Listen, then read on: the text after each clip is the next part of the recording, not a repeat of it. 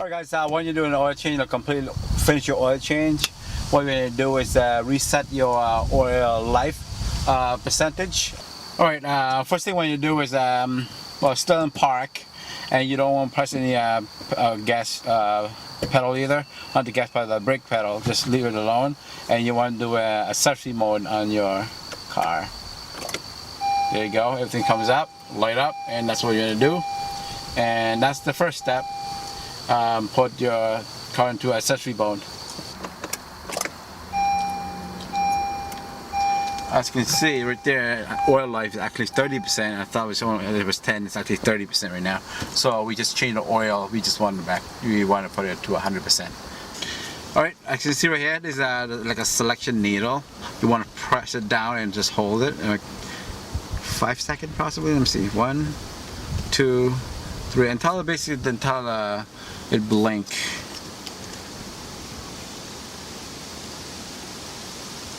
There you go, blinking. Now just let it go.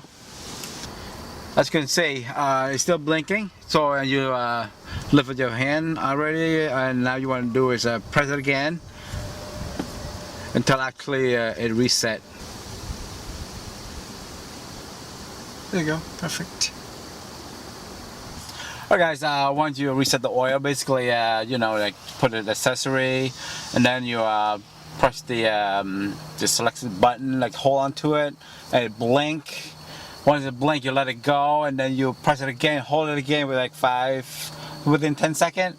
It switched from the like 30% or whatever percent it was to 100%. That's how it's completely take it out. Then next step you want to do is just start your car up, and we can go for a test drive. Thank you guys for watching Tech Time with T. That's how to change 2015 Honda Accord 4-cylinder.